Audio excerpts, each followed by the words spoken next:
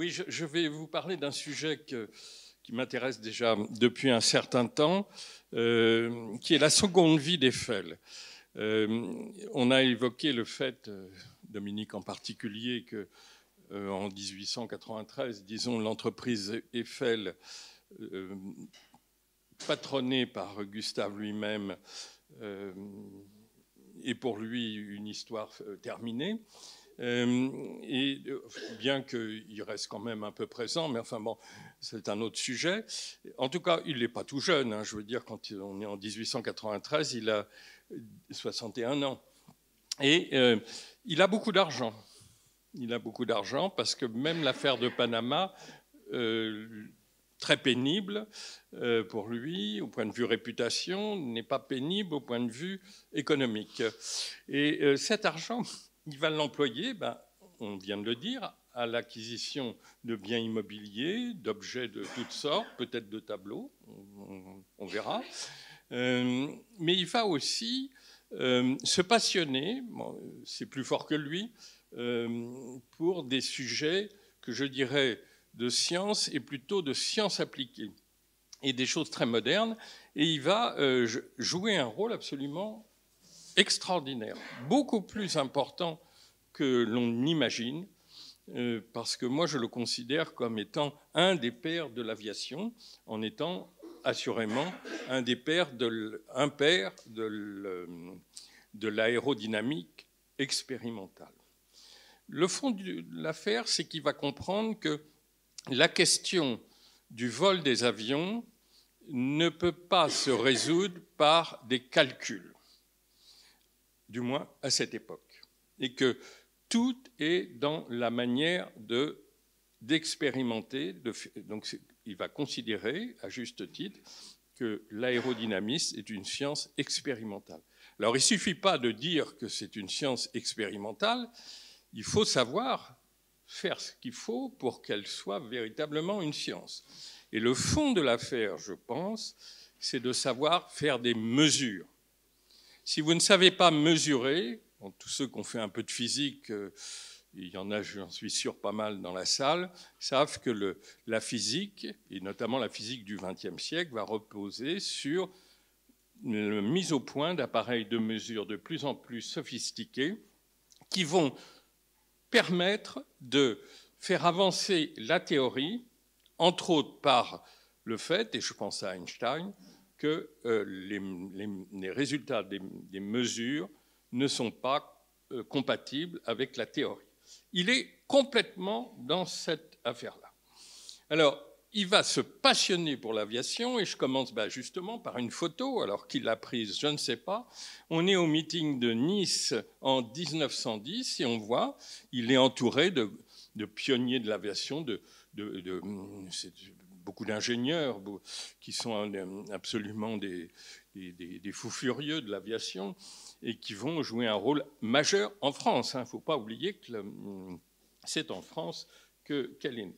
Alors, l'intérêt pour l'aviation vient de son intérêt pour les questions de résistance au vent. C'est un sujet qui est déjà très présent dans les grandes constructions métalliques, ponts, viaducs, Garabi en particulier, et puis bien sûr la Tour Eiffel. Alors, j'essaye. Et puis, il y a rapidement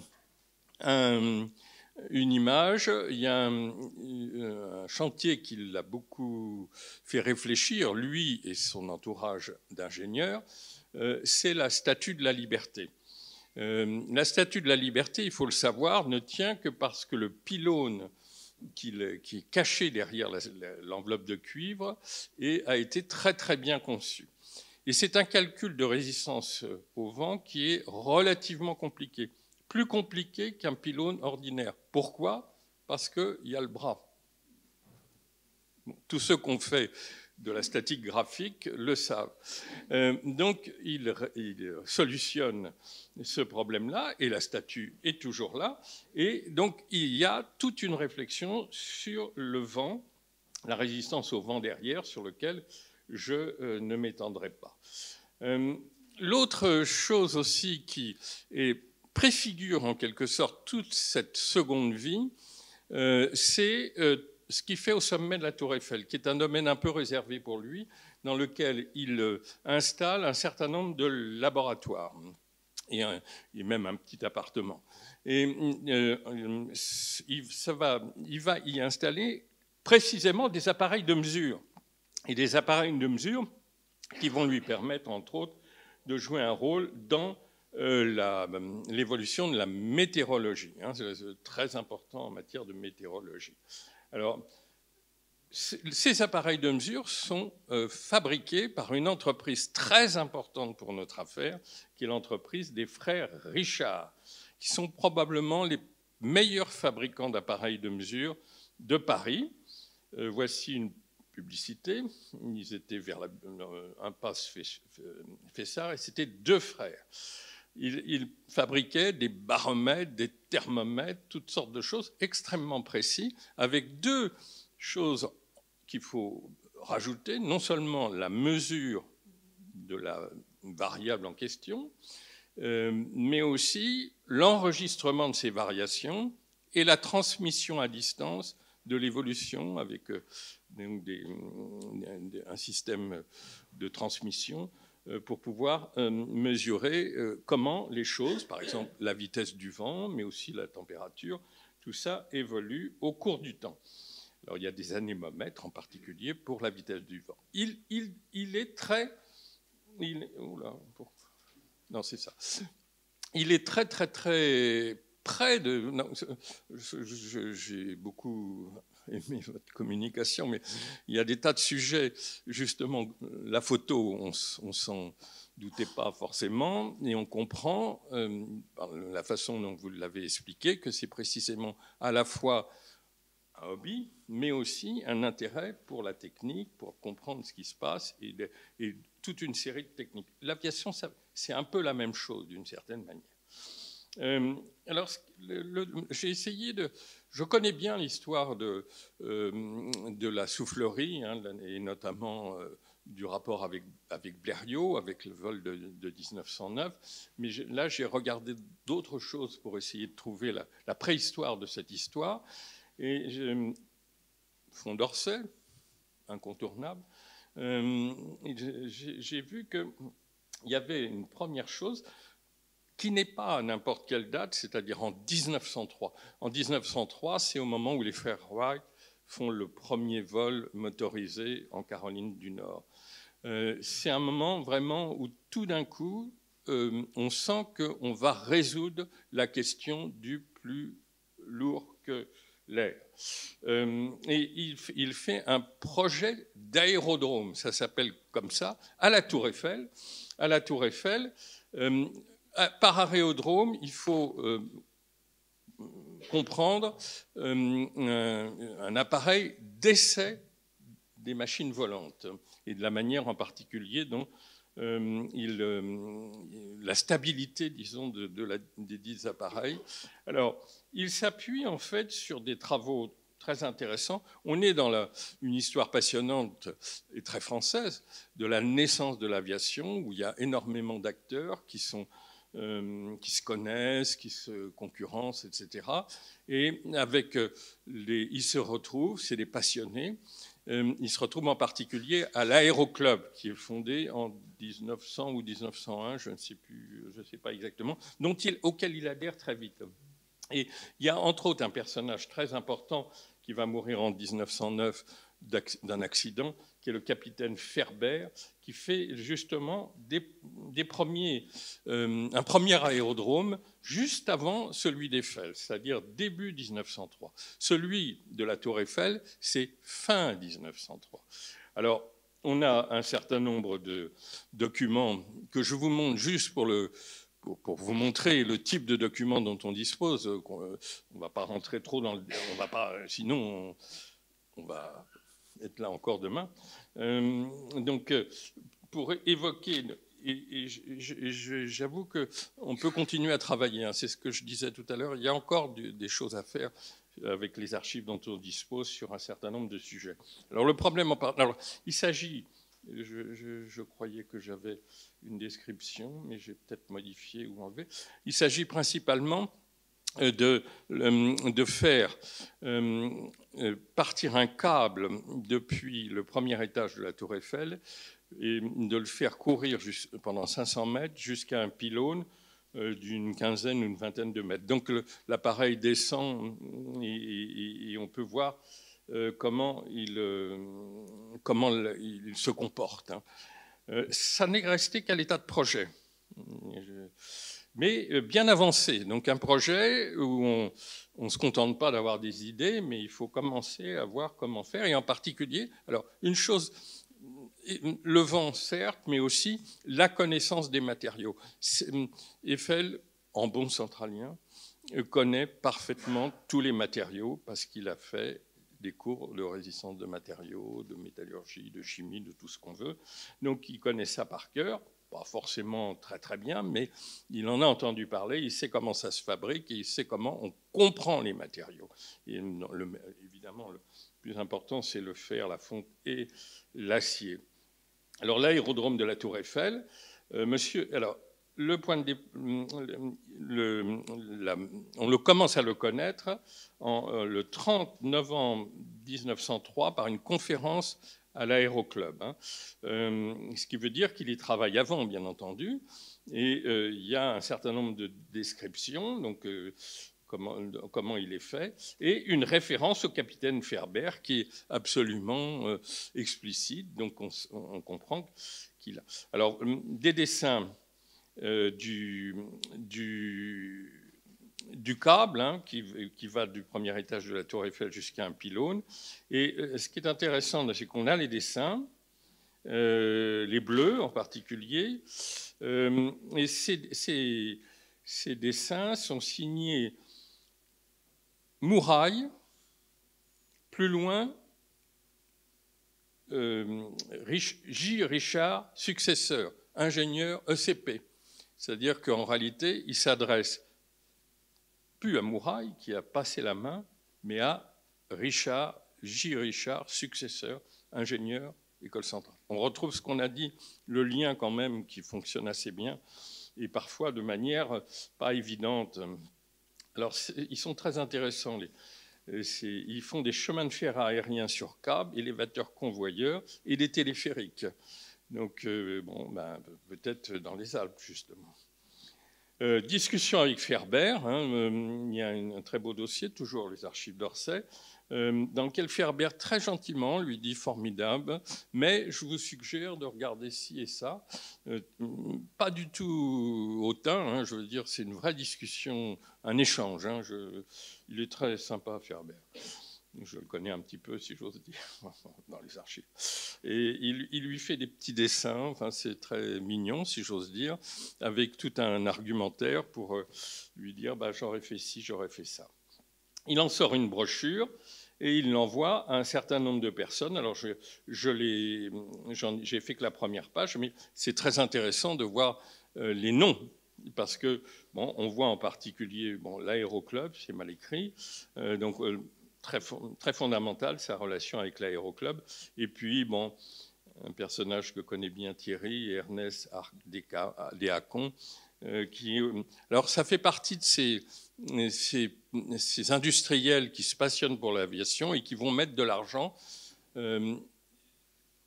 C'est le cas d'Eiffel, à fond perdu, pour faire avancer la question de l'aviation. C'est-à-dire, c'est vraiment du mécénat pour faire avancer une technique. C'est ça qui est très intéressant dans la naissance de l'aviation. Avant que l'État s'en préoccupe, à cause de considérations militaires, c'est d'abord une affaire de pionniers un peu fortunés, sportifs parfois, qui sont passionnés par la technique et par l'enjeu. Il y en a un certain nombre d'ailleurs qui se tuent dans cette aventure. Et il y a en particulier, il crée des prix, ça fonctionne sur les prix exactement comme l'automobile. Et il y a un autre qui est très important, c'est Dutch de la Meurthe, qui est un grand patron du pétrole et qui va être... La même année, il a l'idée, donc l'aérodrome, ça va s'arrêter. La même année, il a l'idée d'avancer la question de la résistance au vent avec des expériences sur des plaques qui chutent le long d'un câble depuis le deuxième étage de la Tour Eiffel. Alors là aussi, c'est tout un dispositif, à la fois un appareil de chute, et puis des prises de mesure qui sont extrêmement rigoureuses, avec des carnets de mesure. Enfin, quiconque a fait un peu de physique, notamment, ou de la chimie, comprendra ça très bien. Alors, il y a plusieurs photos, Orsay toujours, de l'appareil de chute. Donc là, on voit une photo d'ordre de caractère technique. Avec là, je le mets en passant, le Trocadéro de son concurrent malheureux, le film récent, centralien, architecte peut-être, mais centralien. Et puis, alors, quelqu'un d'extraordinaire qui s'appelle Léon Ritz, qui est absolument méconnu, parce qu'il meurt jeune, il meurt en 1916, il est sorti en 1898. Alors, c'est une autre particularité des travaux d'Eiffel, c'est qu'il sait s'entourer, comme je l'ai dit, en général dans les entreprises, avec des gens qui sont salariés, mais quand il abandonne son entreprise et qu'il se lance dans des opérations, il va payer des collaborateurs, des jeunes collaborateurs. Donc, toujours ce côté, il a ce qu'il faut pour. Il embauche Léon Ritz, ce jeune centralien. Donc, il doit l'embaucher en 1902, je crois. Je suis en train de pister ça. Et donc, il doit participer à la mise au point de l'appareil de chute. Et dans le dossier de Ritz à l'école centrale, il y a un témoignage très émouvant de Sabatier, donc autre centralien qui avait travaillé sur Clément Bayard et participé à la naissance de l'aviation. Il dit « Léon Ritz a été absolument fondamental. Il mériterait, enfin je ne le lis pas, mais il mériterait aussi de figurer parmi les grands. Sans lui, il n'y aurait pas la connaissance intime de comment le vol fonctionne. Et on pourrait dire c'est la collaboration entre Gustave et Léon Ritz qui passe son temps à la Tour Eiffel, alors que Gustave, on a vu, il part ailleurs, enfin, il est à Beaulieu, et il y a des courriers, alors toujours ces courriers qui sont fondamentaux, entre les deux hommes, parfois tous les jours ou presque, où Ritz lui dit j'ai fait ci, j'ai fait ça. Je voudrais, par cette lettre que j'ai retrouvée, ou ce dossier que j'ai retrouvé pas plus tard qu'il y a quelques jours à Orsay, évoquer un point d'histoire qui m'intrigue depuis fort longtemps. C'est la compréhension de comment vole un avion, probablement dans le premier semestre 1909. Jusqu'alors, on ne peut pas le résoudre par le calcul. Donc, il faut faire les bonnes expériences, des bonnes approximations. Dans tout ce qui est expérimental, il y a des coefficients qu'il faut introduire. Là, c'est le fameux coefficient K. Et il faut essayer de le mesurer pour pouvoir... Et de là, on tire un aspect théorique en refaisant le calcul. Enfin, j'espère avoir été suffisamment précis pour faire comprendre, mais il faudrait faire des équations. Et il se trouve que Gustave Eiffel et Léon Ritz obtiennent la possibilité de faire des études dans une soufflerie qui a été mise au point par l'association de la locomotion aérienne à Levallois, et selon le principe conçu par un très très grand physicien qui s'appelle Auguste Rateau. Et il y a des expériences de l'appareil Rateau, qui est une soufflerie, qui sont faites entre mars et mai 1909.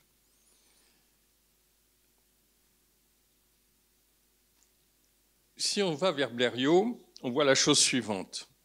En janvier 1909, février jusqu'à mars 1909, son avion, le Blériot 11, fait quelques sauts de puce, si j'ose dire, enfin un peu plus que des sauts de puce, quelques kilomètres. En juillet 1909, il fait 30 et quelques kilomètres pour franchir la Manche. Qu'est-ce qui s'est passé entre-temps? On a trouvé le bon profil. Le bon profil qui résout un problème, qui est explicité à ce moment-là, c'est la manière dont l'air circule autour de l'aile, et donc la question du profil qu'il faut adapter. Et pour faire en sorte que l'avion, contrairement à ce qu'on pense, ne soit pas porté, mais aspiré par la dépression qui est créée au-dessus de l'aile. Ils comprennent ça à ce moment-là, dans ce premier semestre 1909. Secret absolu.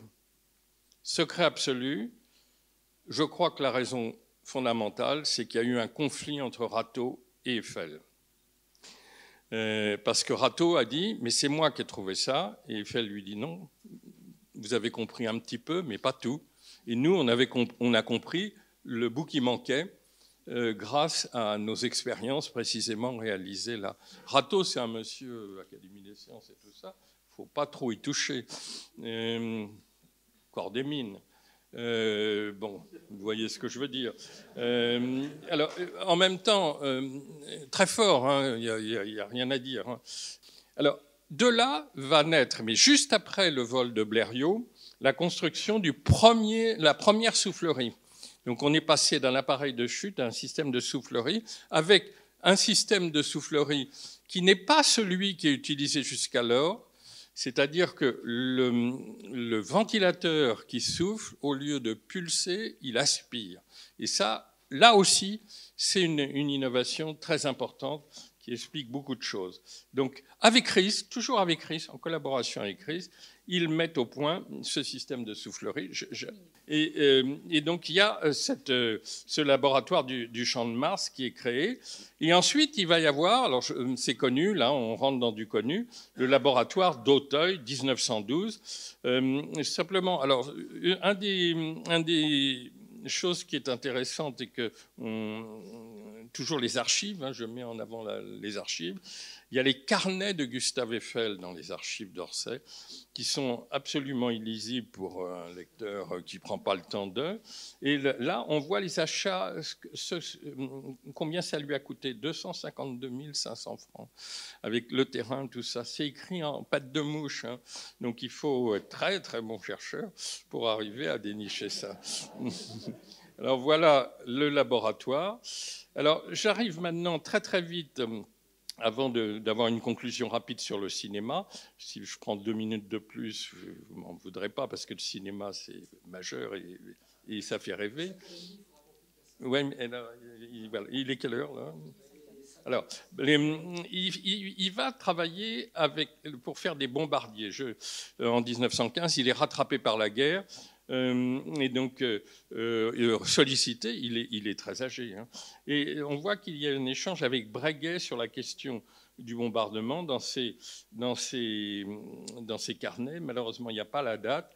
Ça va se traduire par le Breguet 14 et pas Breguet Eiffel, fait en particulier en liaison avec André Michelin. Donc vous voyez un autre centralien dans le coup. Et puis ensuite, il y a cette histoire passionnante qui est l'avion de chasse de 1917. Donc là, c'est suite à des... Bon, je suis obligé quand même de dire que dans l'histoire de l'aviation de guerre, il y a d'abord l'observation, ensuite le bombardement, et ensuite la chasse pour abattre observation et bombardement. Et ensuite des chasseurs qui attaquent les chasseurs. Donc ça, et ça, 1917, surtout que les chasseurs vont avec Guilmer et compagnie. Et donc, il met au point un avion de chasse absolument extraordinaire, qui a plusieurs... Il est en aluminium, il va très très vite, il est très bien conçu d'un point de vue aérodynamique.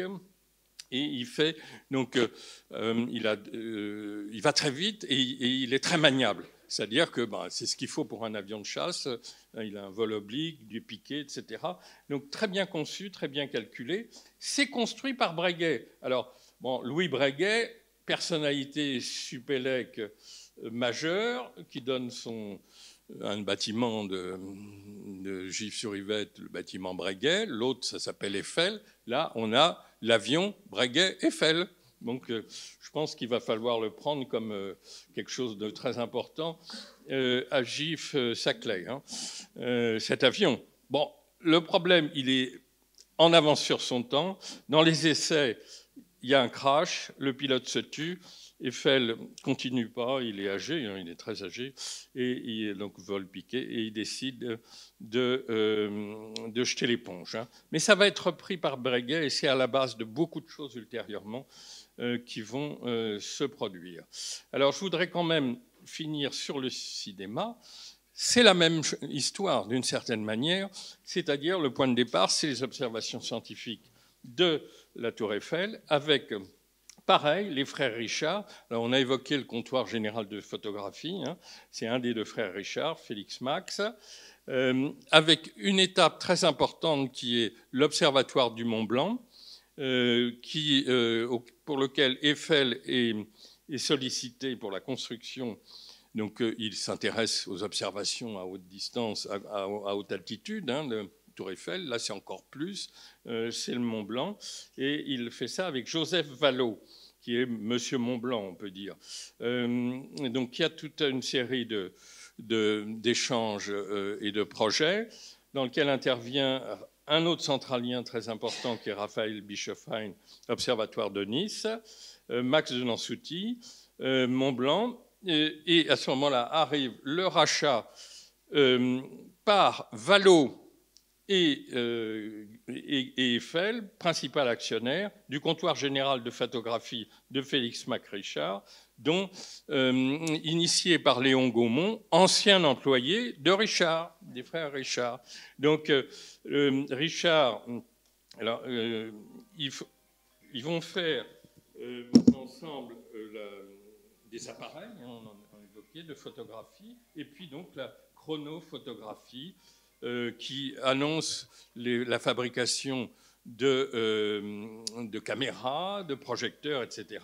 Et donc, tout d'un coup, avec comme actionnaires principaux Vallot et Gaumont, il y en a et Eiffel, qui va rester toujours présent dans l'entreprise jusqu'à sa mort.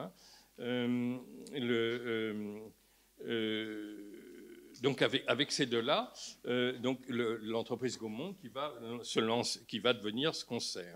En 1911, il y a une restructuration du capital. Et je signale que c'est Pierre Azaria, ECP 87, qui va devenir président. Et dans le partage Eiffel, en 1924, on voit que Gaumont, les établissements Gaumont représentent 560 000 francs. Donc c'est une part encore très importante de leur investissement.